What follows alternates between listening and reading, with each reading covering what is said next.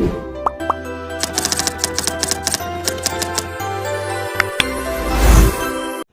assalamualaikum warahmatullahi wabarakatuh. Perkenalkan, kami dari kelompok 8 ingin menjelaskan hasil dari codingan kami, dan anggota dari kelompok 8 ini terdiri dari Jehin Rehuela NIM 46, Muhammad Erkan Purmantara NIM 67, Umi Kalsum NIM 50, dan saya sendiri Suryandi Suryajaya Putra NIM 45. Baik, langsung saja saya akan memulai penjelasan awalnya. Jadi pada baris pertama dan baris ketiga yang akan menjelaskan adalah saya. Baik, pada baris pertama, kelas mata kuliah. Di sini kita mendefinisikan sebuah kelas bernama mata kuliah. Kelas ini berfungsi sebagai blueprint untuk membuat objek mata kuliah yang akan diambil oleh mahasiswa. Lalu pada baris kedua, depth init self kode nama SKS. Ini adalah metode rekonstruktor yang akan dipanggil saat kita membuat objek baru dari kelas mata kuliah. Metode ini menerima 3 parameter, kode, nama, dan SKS. Lalu baris ketiga hingga kelima itu self kode sama dengan kode, menyimpan kode mata kuliah, misalnya IF101. Yang kedua, pada baris keempat, self titik nama sama dengan nama, menyimpan nama mata kuliah, misalnya pemrograman dasar seperti di codingan itu.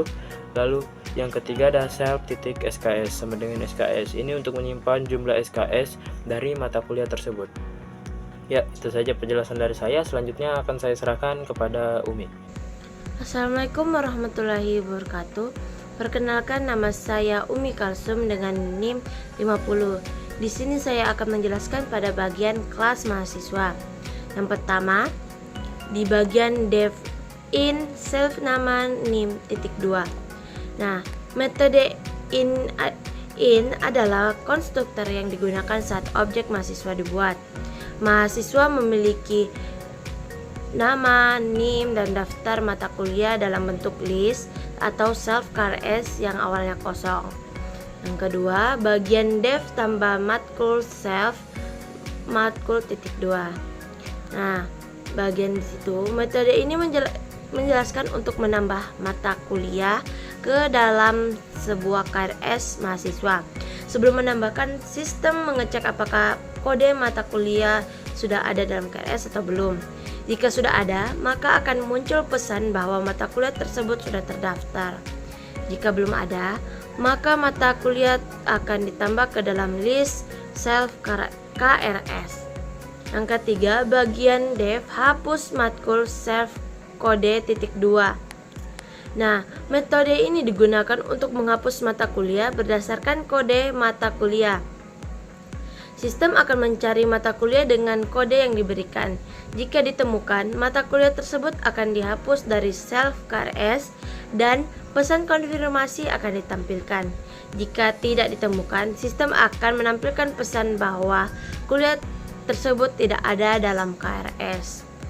Dan bagian keempat, bagian dev tampilkan KRS self KRS titik 2.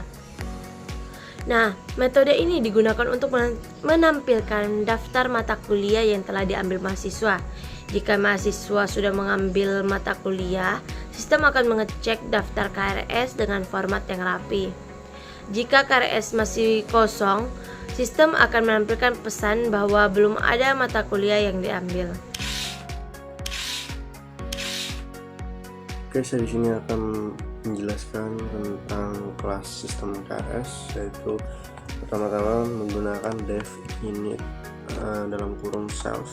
Itu untuk metode ini untuk konstruktor yang otomatis dipanggil saat objek dibuat dari kelas sistem KRS tersebut.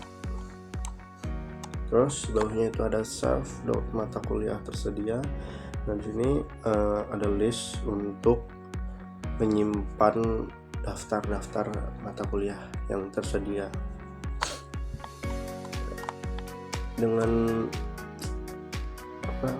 pasti ada kodenya, kode mata kuliah, ada nama nama mata kuliahnya, dan juga SKS. Ada jumlah sih angka SKS mata kuliah itu. Terus di bawahnya itu ada fungsi untuk menampilkan mata kuliah mata kuliah yang tersedia ini ya, print mata kuliah yang tersedia. Lalu di sini menggunakan look for ya, look for I matkul in enumerate self mata kuliah yang ada di atas tadi ya, dengan indeks dia ya. Lalu di sini kita print format karena pakai manggil variabel. Itu ada ada matkul, ada kode matkulnya, ada nama matkulnya, dan juga ada matkul SKS-nya lah. Di sini saya mendapatkan tugas untuk menjelaskan program utama dari program kami. Jadi kita mulai dari sistem underscore KRS. Inilah objek untuk menampilkan KRS. Nah, ini diambil dari kelas sistem KRS tadi. Lanjut, nama dan NIM itu kami minta untuk menginput nama dan NIM dari user. Kemudian kami akan munculkan dengan objek lagi dari mahasiswa sama dengan mahasiswa buka kurung nama, NIM. Lanjut, while true. Nah, while true ini mengapa kami menggunakan ini? Karena program kami ini merupakan sebuah program yang berulang. Jadi misalnya kami memilih menu, tambah mata kuliah, hapus mata kuliah, tampilkan KRS, dan keluar.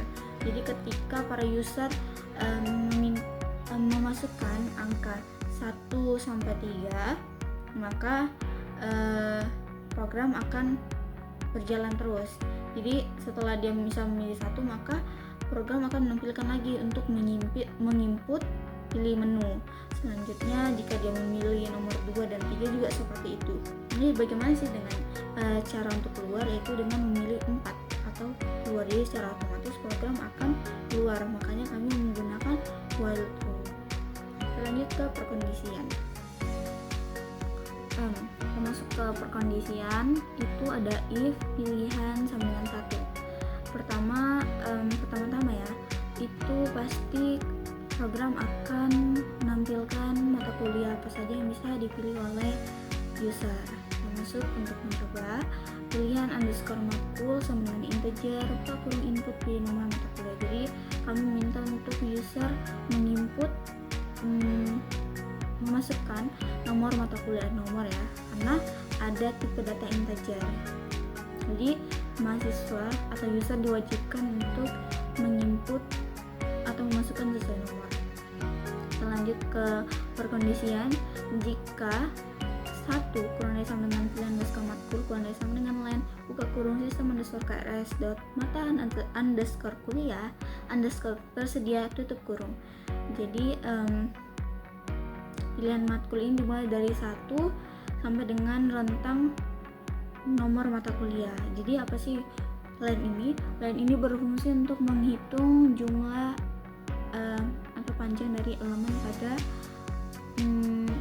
semua tipe data. Kemudian jadi program itu akan memasukkan pilihan user ke dalam program. Jadi agak ada yang aneh di sini ya. Itu ada di pilihan underscore matkul kurang 1. Mengapa sih harus dikurangin 1? Karena ini mata kuliahnya ini dimulai dari indeks 0. Jadi jika misalkan mahasiswa masukkan angka 1, maka 1 kurang 1 0. Jadi dia akan secara otomatis program akan memasukkan mata kuliah di indeks 0. Nah, jadi ada lagi mahasiswa dot tambah underscore matkul kurung matkul, itu yang setelah kita memasukkan mata kuliah yang kita pilih tadi. Nah, ada juga else print nomor tidak valid itu jika nomor yang dimasukkan di luar angka yang rentang angka mata kuliah, pilihan mata kuliah. Terus ada except value error, itu jika masukkan angka yang valid, itu dia mencetak masukkan angka yang valid. Misal ya, jika pengguna memasukkan simbol atau huruf, maka program akan memperbaiki.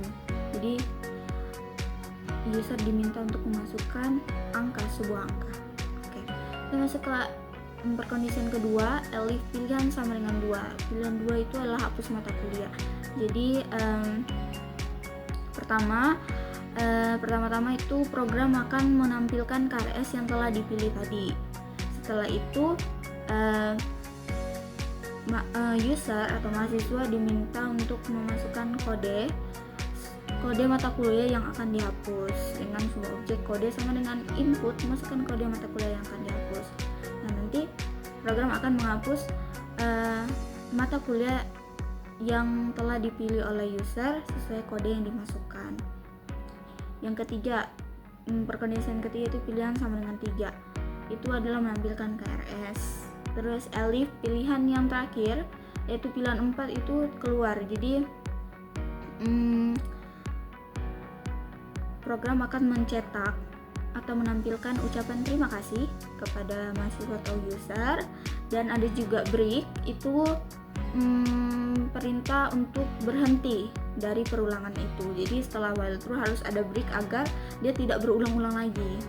Itulah maka ditaruh di pilihan 4. Dan ada terakhir else, itu jika angka yang dipilih itu misal 5. Nah itu kan pilihan menu cuma 4. Jadi jika dia memilih 5, maka pilihan tidak valid, silakan coba lagi. Baik, assalamualaikum warahmatullahi wabarakatuh. Kali ini saya akan menjelaskan outputnya. Jadi ketika penjelasan direknya itu muncul seperti apa. Oke, kita langsung saja ke sini. Oke, kita saran. Nah, di sini pada bagian ini kita F5 kan, kita run. Nah, nanti akan muncul tampilan seperti ini. Di sini kita masuk ke menu bebas. Saya coba dengan nama saya. Nah,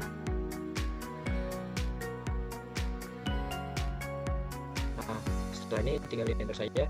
Nah, maka akan muncul untuk memasukkan NIM. Nah, di bagian NIM ini kita juga bebas memilihnya. Jadi saya pilih 45 saja.